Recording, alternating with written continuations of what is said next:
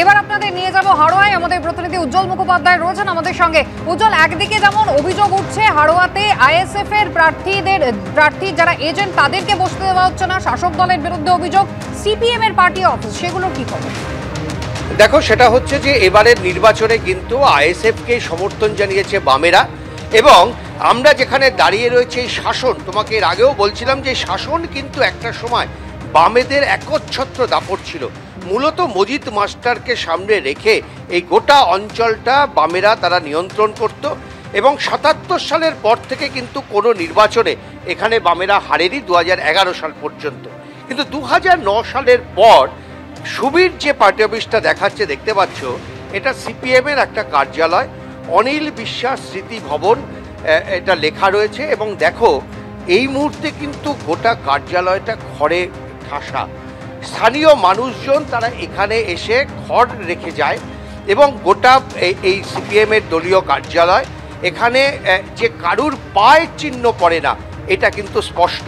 আমরা খোঁজ নিয়ে জানছিলাম ২০০৯ সালের লোকসভা নির্বাচনের পর থেকেই এই শাসন কিন্তু রীতিমতন সন্ত্রাসের চেহারা নেয়। প্রতিদিনই প্রায় মারপিট হয়, এবং আস্তে আস্তে এই এলাকাটা বামপন্থীদের যেটা দুর্গ ছিল সেখান থেকে কিন্তু তারা অনেকটাই পিছু হটে যায়, এবং সেটা যে ২০১১ সালের পরও আর তারা ফিরে আসতে পারেনি তা হচ্ছে এই দলীয় কার্যালয়ের থেকে এই ছবিটা কিন্তু ক্রমশ স্পষ্ট হচ্ছে।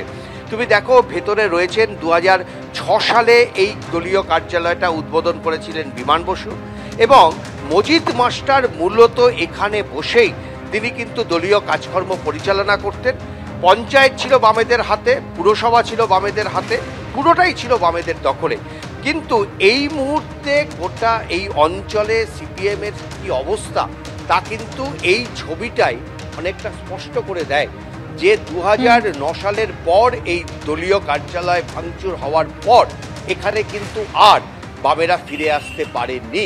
ফলে আইএসএফ এর ওপরে কিছুটা ভর রেখেই এই অঞ্চলে বামপন্থীরা একেবারে আইএসএফ এর উপরে ভর করেই এবারে কিন্তু এই হাড়োয়াতে চলছে লড়াই বামেদের। কিন্তু সেখানেও আইএসএফ এর কর্মীদের যেমন মারধর করার অভিযোগ উঠছে, তেমন এজেন্ট বসতে দেওয়া হচ্ছে না, এমনটাই অভিযোগ। নির্বাচন কমিশনের দপ্তরে এবার আপনাদের নিয়ে যাব। আমাদের প্রতিনিধি রুমা পাল রয়েছেন আমাদের সঙ্গে। রুমা, গতকাল রাত জুড়ে বাইক বাহিনী তাণ্ডব চালিয়েছে, বিরোধী দলনেতা তিনি সেই অভিযোগ করেছেন। তার পাশাপাশি আজ সকাল থেকে হাড়োয়া, নৈহাটি একাধিক জায়গায় কিন্তু বিক্ষিপ্ত গন্ডগোলের অভিযোগ আসছে, যেখানে মূলত বিরোধী দলের এজেন্টদের বসতে দিচ্ছে না শাসক দল, এমনটাই অভিযোগ। নির্বাচন কমিশনের সামগ্রিকভাবে ১.৫ ঘন্টা পরে কি আপডেট? অভিযোগটি পড়েছে, জমা পড়েছে? দেখো, প্রথমে বলে রাখি কিন্তু লাইভ ওয়েবকাস্ট চলছে। প্রথমে হাড়োয়ার বিষয়টা বলে রাখি, যেখানে হাড়োয়ায় কিন্তু অভিযোগ করা হচ্ছিল ঠিক দরজার পাশে ইভিএম রয়েছে, ছাপ্পা ভোটের অভিযোগ জানানো হচ্ছিল বিরোধীদের তরফ থেকে। তবে নির্বাচন কমিশন জানিয়েছে যে একেবারে লাইভ ওয়েবকাস্ট হচ্ছে, কোনোভাবেই কিন্তু এই ছাপ্পা ভোট বা যে অভিযোগ করা হচ্ছে সেটা কিন্তু নস্যাৎ করে দিয়েছে কমিশন। যেভাবে লাইভ ওয়েবকাস্ট হচ্ছে, লাইভ ওয়েবকাস্টে দেখা যাচ্ছে যে দরজার সামনে রয়েছে ইভিএমের, এবং সেখানে একটি জানলা রয়েছে, কিন্তু পুরো ত্রিপল দিয়ে কিন্তু ওখানে পুরো সেটে দেওয়া হয়েছে। কোনোভাবেই যে বাইরের থেকে কেউ দেখতে পাচ্ছে এমনটা নয়।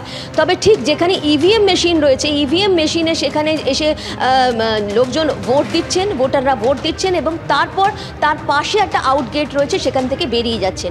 সে কারণে এই যে ঠিক দরজার পাশে ইভিএম রাখা হয়েছে, এই যে অভিযোগ করা হচ্ছে এবং ছাপ্পা ভোটের যে অভিযোগ রয়েছে সেটা কিন্তু একেবারে খারিজ করে দিয়েছে নির্বাচন কমিশন।